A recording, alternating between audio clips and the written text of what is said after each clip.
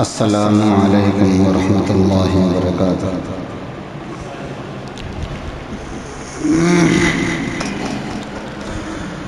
الحمد للہ نحمده ونستعینه ونستغفره ونؤمن به ونتوکل علیہ ونعوذ باللہ من شرور انفسنا ومن سیئات اعمالنا، من يهده الله فلا مضل له ومن يضلله فلا هادي له،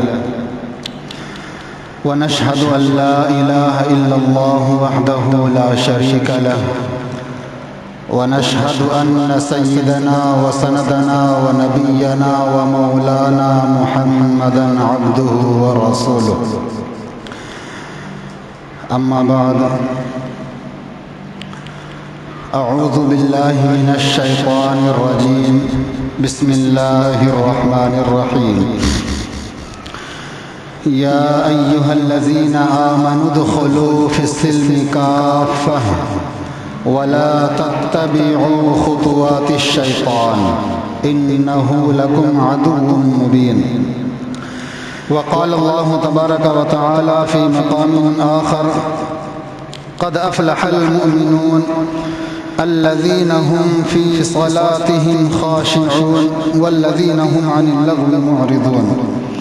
وقال النبي صلى الله عليه وسلم: اغتنم خمسا قبل خمس، شبابك قبل هرمك، وصحتك قبل سقمك، وغناك قبل فقرك، وفراغك قبل شغلك، وحياتك قبل موتك، أو كما قال عليه الصلاة والسلام.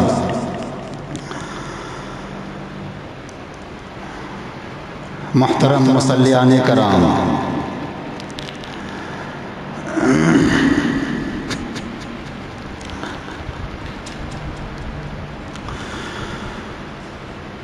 اللہ کا بہت بڑا احسان ہے کہ اللہ نے ہم سب کے لیے ہفتے میں ایک دن ایسا رکھا جس میں ہم سب بڑے چھوٹے بھائی مل کر ایک جگہ جمع ہو سکیں، اللہ کو یاد کر سکیں. ورنہ آج کی زندگی میں، آج کے زمانے میں انسان کی زندگی اس قدر ویست ہے، بزی ہے کہ ایک گھر میں ہوتے ہوئے بھی بھائی بھائی کو ملنے سے کا موقع نہیں ہے. بیٹھ کر چند منٹ کچھ میٹھی باتیں کر لیں، اس کا موقع نہیں ہے.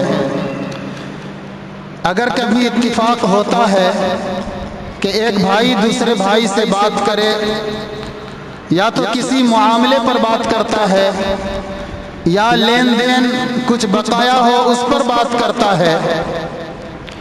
گھر ایک ہے، آنگن ایک ہے، ماں باپ بھی ساتھ ہیں، لیکن اس کے باوجود موقع نہیں ملتا کہ ہم اپنے بھائی سے بیٹھ کر کچھ زندگی کے بارے میں بات چیت کریں، کچھ ترقی کے بارے میں بات کر لیں، کچھ کامیابی کے بارے میں بات کر لیں، یا کوئی پریشانی ہو پریشانی ہی کے بارے میں بات کر لیں. شاید کوئی گھر ایسا ہو جس کے اندر اتنے خوش نصیب لوگ ہوں کہ مغرب بعد بیٹھ کر چند منٹ اپنے والد محترم اپنے باپ سے بات کر لیتے ہوں، یا اپنے باپ کا سر دبا دیتے ہوں، اپنے والد محترم کے پیر میں تیل مالش کر دیتے ہوں، پیر دبا دیتے ہوں، یا ماں کی دکھتی ہوئی دھڑکنوں اور ان کی درد بھری داستان سن لیتے ہوں. شاید کوئی گھر ایسا ہوگا. آج ہماری زندگی بالکل یہ کہہ لیجئے کہ ایک مشینری زندگی ہو چکی ہے، جہاں پر ہم اپنی زندگی کے اندر سکون حاصل کرنے کے لیے اپنی زندگی کو سکون پہنچانے کے لیے دنیا کی ہر راحت کو اپنے گھر لانے کی کوشش کرتے ہیں، لیکن ہم اپنے دل پر ہاتھ رکھ کر سوچیں کہ کیا واقعی ہماری زندگی کے اندر خوشی ہے، واقعی ہمارے دل کے اندر راحت ہے، سکون ہے، چین ہے، امن ہے؟ ہم اس بات پر غور کریں۔ یہ اللہ کا بہت بڑا احسان ہے کہ ہفتے میں ایک دن ایسا بنایا جس میں ہم سب بھائی مل کر، ایمان والے چونکہ بھائی ہوتے ہیں، وہ چھوٹے ہوں یا بڑے، انما المؤمنون اخوہ، یہ حضور صلی اللہ علیہ وسلم نے فرمایا، اور اللہ رب العزت نے بھی قرآن کریم کے اندر فرمایا کہ تمام ایمان والے بھائی بھائی ہیں۔ اسی وجہ سے میں کہہ رہا ہوں کہ تمام بھائیوں کو ایک جگہ مل کر بیٹھ کر نماز پڑھنے کی، 2 رکعت نماز ادا کرنے کی اللہ نے توفیق فرمائی، عطا فرمائی۔ یہ اللہ کا بہت بڑا احسان ہے۔ قرآن کریم کی 2 آیت اور حضور صلی اللہ علیہ وسلم کی ایک حدیث، ایک فرمان میں نے آپ کے سامنے رکھا ہے۔ دعا کرے کہ اللہ تعالیٰ مجھے آیت ہی کے تحت بات کرنے کی توفیق عطا فرمائے اور ہم سب کو اس پر عمل کرنے کی بھی توفیق عطا فرمائے۔ اب پہلی آیت تھی، یا ایھا الذین آمنوا ادخلوا فی السلم کافۃ ولا تتبعوا خطوات الشیطان۔ اللہ رب العزت اس آیت کریمہ کے اندر ایمان والوں کو مخاطب کر کے فرماتا ہے، یا ایھا الذین آمنوا ادخلوا فی السلم کافۃ۔ یہ اس امت پر اللہ رب العزت کا بہت بڑا احسان ہے۔ اللہ رب العزت نے ڈائریکٹ ایمان والوں سے بات کرنے کی کوشش کی، ڈائریکٹ ہم سے اور آپ سے بات کرنے کی کوشش کی، اس لیے بہت ہی توجہ کی ضرورت ہے۔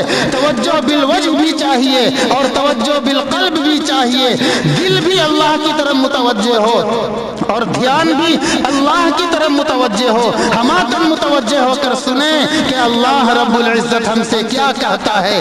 اللہ فرماتا ہے، ادخلوا بالسلم کافۃ، اے ایمان والو مکمل پورے کے پورے ایمان میں داخل ہو جاؤ۔ اب ایک شخص ایمان لے آیا، وہ ایمان میں کس طرح داخل ہوگا؟ صرف لا الہ الا اللہ زبان سے کہہ دینا کافی ہوگا، یا ہمارے اعمال سے بھی یہ ظاہر ہو کہ واقعی ہم ایمان والے ہیں، واقعی ہم مسلمان ہیں؟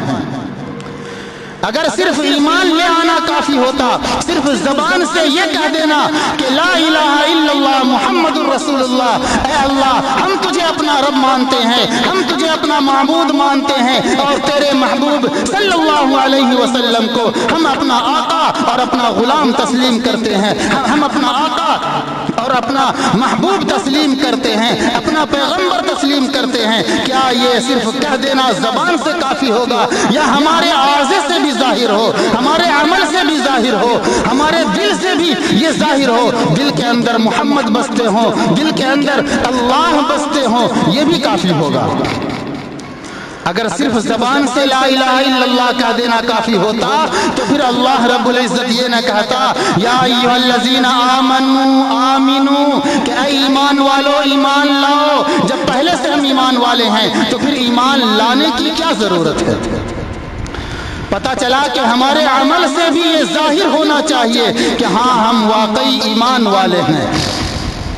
اللہ فرماتا ہے، ادخلوا بالسلم کافۃ ولا تتبعوا خطوات الشیطان انہ لکم عدو مبین، کہ اے ایمان والو مکمل طور پر پورے کے پورے ایمان کے اندر داخل ہو جاؤ۔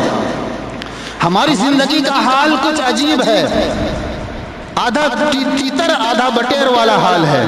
مکمل طور پر نمازی بننا ہوگا، اگر ایمان والے ہیں تو مکمل طور پر ایمان والا بننا ہوگا۔ اگر ہم ایک اللہ کو مانتے ہیں تو مکمل طور پر ایک ہی اللہ کو ماننا ہوگا۔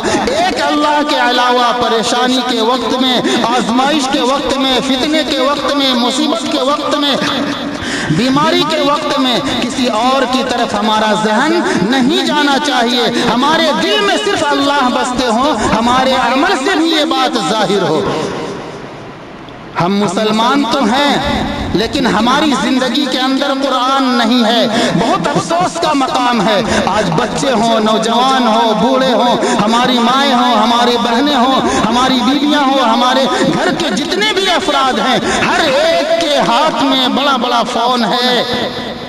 افسوس کا مقام یہ ہے کہ صبح ہوتی ہے ہم موبائل اٹھا کر دیکھتے ہیں، دوپہر کا وقت ہو موبائل اٹھا کر دیکھتے ہیں، ناشتے کا وقت ہو موبائل اٹھا کر دیکھتے ہیں، کہیں کسی دوست کا میسج تو نہیں آ گیا، کہیں کسی یار کا کوئی خاص بات، کوئی خاص ایس ایم ایس تو نہیں آ گیا، واٹس ایپ پر، میسج پر، میسنجر پر، فیس بک پر ہر وقت یہ تلاش کرتے رہتے ہیں، ہماری نظریں یہ ڈھونڈتی رہتی ہیں کہ پتہ نہیں ہمارے کس دوست نے ہمیں یاد کیا ہو، کس طرح کا میسج آیا ہو۔ اور موبائل بھی عجیب چیز ہے، کوئی میسج آئے ہمارے پاس نوٹیفیکیشن فوراً پہنچ جاتا ہے، ہم اسے دیکھنے کے لیے فوراً تیار ہو جاتے ہیں، لیکن اللہ رب العزت کا ایک میسج ہمارے پاس آیا ہے، 1450 سال گزر گئے اور ہماری عمر کے 80 سال گزر گئے، 90 سال گزر گئے، کمر کام کرنا بند کر دیا، اب زبان بھی لڑکھڑانے لگی، اب کانوں سے سنائی بھی نہیں دیتا، اب آنکھوں سے دکھائی بھی نہیں دیتا، اب دماغ کے اندر سوچنے کی بھی طاقت نہیں ہے، لیکن افسوس کہ ہم نے کبھی ایک قرآن بھی مکمل نہیں کیا۔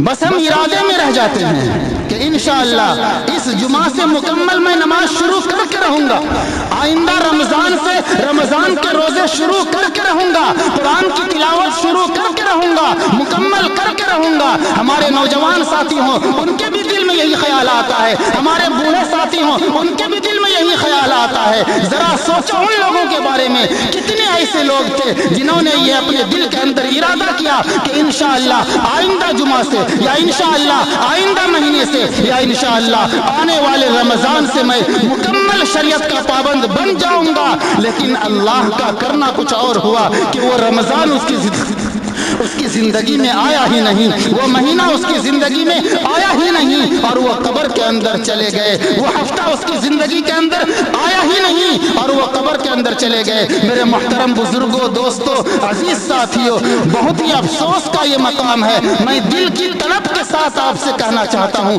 کہ بدلنا ہے تو اپنی زندگی کو آج ہی بدلو، کل کا کسی کو پتہ نہیں ہے، کوئی خبر نہیں ہے، ہماری زندگیاں بیت جاتی ہیں، ہم آئے دن اپنے گھروں کے اندر ٹیلی ویژن کو صاف کرتے ہیں، موبائل کا ریچارج ختم ہو جائے ایک دن بغیر ریچارج کے نہیں رہ پاتے، ٹیلی ویژن کا ریچارج ختم ہو جائے ہماری گھر کی عورتیں بغیر سیریل ڈرامے کے، بغیر کارٹون کے ایک دن نہیں گزار پاتی ہیں، پھر قرآن کے بغیر ہماری زندگی کیسے گزر رہی ہے؟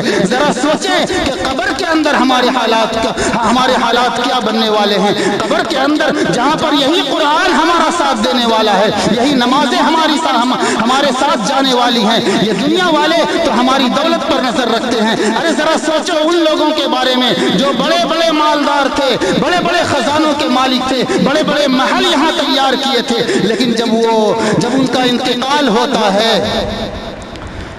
انتقال ہوتا ہے بڑے بڑے مالدار جنہوں نے اپنے بچوں کے لیے سب کچھ کیا تھا، جنہوں نے اپنی زندگی گنوا دی اپنے بچوں کی خوشی کے لیے، جنہوں نے بڑے بڑے محل تیار کیے اپنے بچوں کی آسائش کے لیے، وہی بچہ جب باپ کا انتقال ہوتا ہے تو گھر کے اندر جو قیمتی چادر ہو باپ کے چارپائی پر ڈالنا پسند نہیں کرتا۔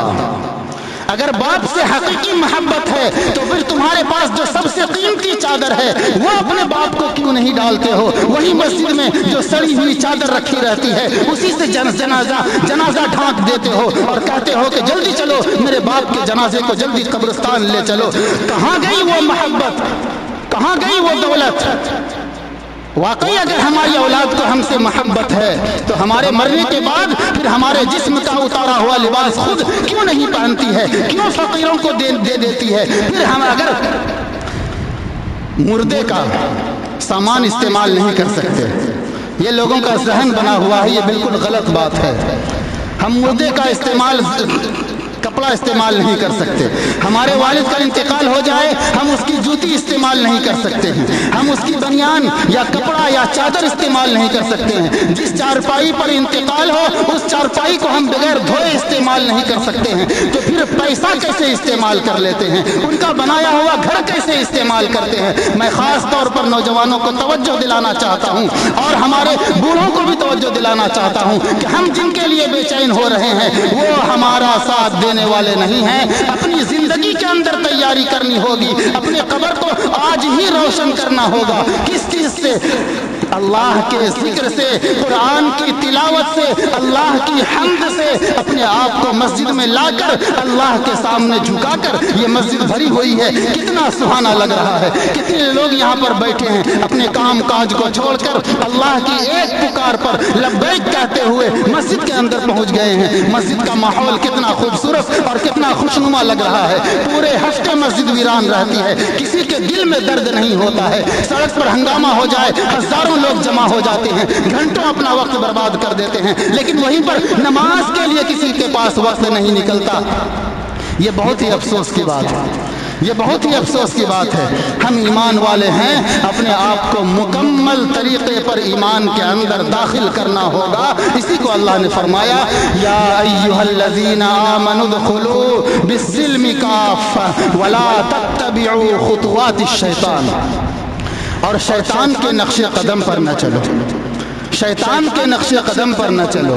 सुबह होती है, सुबह होती है हम बाजार का रुख कर लेते हैं, सुबह होती है हम मैदान का रुख कर लेते हैं, सुबह होती है हम दुकान और होटलों का रुख कर लेते हैं, सुबह होती है हम पहाड़ों का रुख कर लेते हैं, सुबह होती है हम मॉर्निंग वॉक के लिए इधर गंगे की तरफ का रुख कर लेते हैं। लेकिन मस्जिद हमारे घर से करीब है, हम मस्जिद में आकर नमाज अदा नहीं करते। ये कैसा ईमान है, ये कैसा ईमान है? कोई त्यौहार आ जाए गैर मुस्लिम का, हमारे नौजवान हमारे बूढ़े ताश की पत्तियां लेकर बैठ जाते हैं। ताश की पत्तियां फेंकने के लिए वक्त है। मैं ऐसे मुसलमानों से कहना चाहता हूँ दिल की तड़प के साथ, और वाकई आपसे मोहब्बत है तभी ये जुमला कह रहा हूँ कि जिस वक्त हमारे नौजवान अपने हाथ के अंदर ताश की पत्तियां उठाते हैं, क्या उनको हुजूर सल्लल्लाहु अलैहि वसल्लम का जख्मी चेहरा याद नहीं आता कि उहद के अंदर किस तरह से दुश्मनों ने हुजूर के चेहरे को जख्मी कर दिया था? हम कैसे उन लोगों के तरीके को अपना सकते हैं? ये ताश खेलना तो गैर मुस्लिमों का तरीका है, ये शराब पीना तो गैरों का तरीका है, ये नमाज छोड़ना तो गैरों का तरीका है, ये मस्जिद से दूर रहना तो गैरों का तरीका है। हम किस तरह से उनके तरीके को अपना लेते हैं? क्या हमें नबी का जख्म खाना याद नहीं रहा? क्या नबी का हमें ताइफ के अंदर अपने जिस्म को जख्म आलूद कर देना याद नहीं रहा? हमारी खातिर रातों को उठकर जागना और रोना याद नहीं रहा? हम कैसे मुसलमान हैं? जरा सोचे अपने बारे में।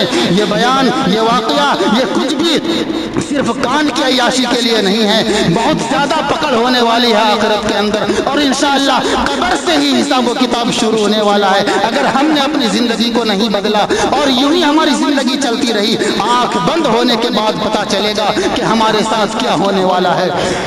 एक बुजुर्ग थे, कब्रिस्तान में चले गए। गांव वालों ने बहुत परेशान किया, सताया हुआ था। अल्लाह वाले थे, लोग उनका मजाक उड़ाया करते थे, अल्लाह वाले थे, लोग उनका मजाक उड़ाया करते थे, उनको बुरा भला कहा करते थे।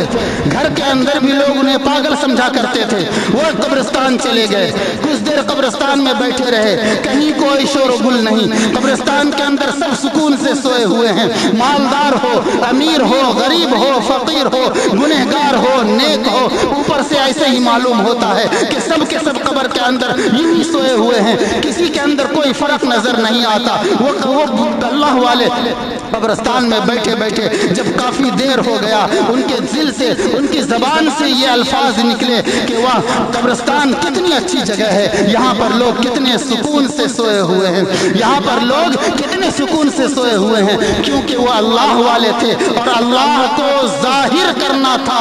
एक कब्र फटी, एक मुर्दा बाहर आया, एक मुर्दा बाहर आया और उसने कहा कि ऐ अल्लाह वाले, ऐ बुजुर्ग, तूने क्या अल्फाज कह दिए? तुम ये कहते हो कि कब्रिस्तान के अंदर हम सुकून से सो रहे हैं, जरा सुनो سنو میرے جملے کو اور توجہ سے سنو. ارے سو ہم نہیں رہے ہیں, سو تو تم لوگ رہے ہو. ہم تو اس سونے کی سزا بھگت رہے ہیں جو دنیا کے اندر سوتے رہے غفلت کے اندر, جو دنیا کے اندر ہم نے مسجدوں کو ویران کیا ہوا تھا, دنیا کے اندر جو ہماری زندگی قرآن سے خالی تھی, دنیا کے اندر جو ہماری زندگی تسبیحات سے خالی تھی, دنیا کے اندر ہماری زندگی جو اللہ کے ذکر سے خالی تھی, اللہ کی محبت سے خالی تھی, اللہ کے رسول کی محبت سے خالی تھی, آج ہم اس کی سزا بھگت رہے ہیں. میرے بھائی, قبرستان مردے کے اندر, قبرستان کے اندر مردے نہیں سو رہے ہیں, اس دنیا کے اندر ہم لوگ سو رہے ہیں, غفلت میں پڑے ہوئے ہیں. ہم یہ سمجھ رہے ہیں کہ ہم بڑی کامیابی کی طرف چل رہے ہیں, ہم بڑی کامیابی کی طرف چل رہے ہیں, دنیا ہم حاصل کر رہے ہیں, مال و دولت اکٹھا کر رہے ہیں, اور اتنا زیادہ مال و دولت اکٹھا کر دیا کہ ہماری کئی نسلیں کھا سکتی ہیں. یہ ہم لوگوں کی سوچ بن گئی. اللہ فرماتا ہے قد افلح المؤمنون, قد افلح المؤمنون, کہ ایمان والے کامیاب ہو گئے, ایمان والے کامیاب ہو گئے. یہاں پر روپے پیسے کی اللہ نے شرط نہیں لگائی, مالدار ہونے کی شرط نہیں لگائی, بڑے بڑے بلڈنگ بنانے کی شرط نہیں لگائی, بچوں کے لیے مال جمع کرنے کی شرط نہیں لگائی, بخل اور کنجوسی کرنے کی شرط نہیں لگائی, صرف ایمان کی شرط لگائی. اللہ رب العزت نے, یہ میری بات نہیں ہے, یہ سب سے بڑے شہنشاہ کی بات ہے, یہ اللہ کی بات ہے, یہ کسی انسان کا کلام نہیں کہہ رہا ہے, یہ اللہ کہہ رہا ہے. یہ کس کی طرف سے یہ سند ملی؟ اللہ کی طرف سے یہ سند ملی کہ کامیاب کون شخص ہے؟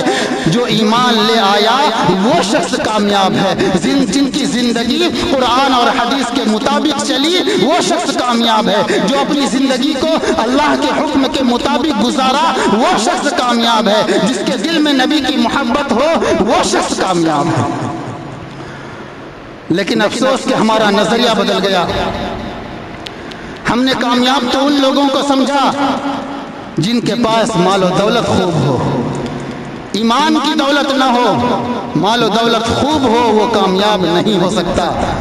قارون کے پاس بہت سارے خزانے تھے لیکن دل کے اندر ایمان نہیں تھا. اللہ کے نبی پر الزام لگایا, تہمت لگائی, اللہ کے نبی نے بددعا کر دیا, وہ زمین کے اندر دھستا چلا گیا. اگر واقعی وہ کامیاب ہوتا تو اپنی دولت کے بل پر اپنے آپ کو بچا سکتا تھا. فرعون نے کہا کہ میں اللہ ہوں, انا ربکم الاعلی, میں ہی خدا ہوں, میں ہی سب سے بڑا رب ہوں. اس کے پاس بھی مال و دولت کی کمی نہیں تھی, وہ اپنے دربار میں لوگوں کو بلا کر سجدے کروایا کرتا تھا. اگر واقعی اس کے اندر پاور ہوتی تو وہ اپنے آپ کو دریائے نیل سے ضرور بچا لیتا. لیکن اللہ نے اس دن یہ ثابت کر دیا کہ کامیاب ایمان والے ہی ہوتے ہیں.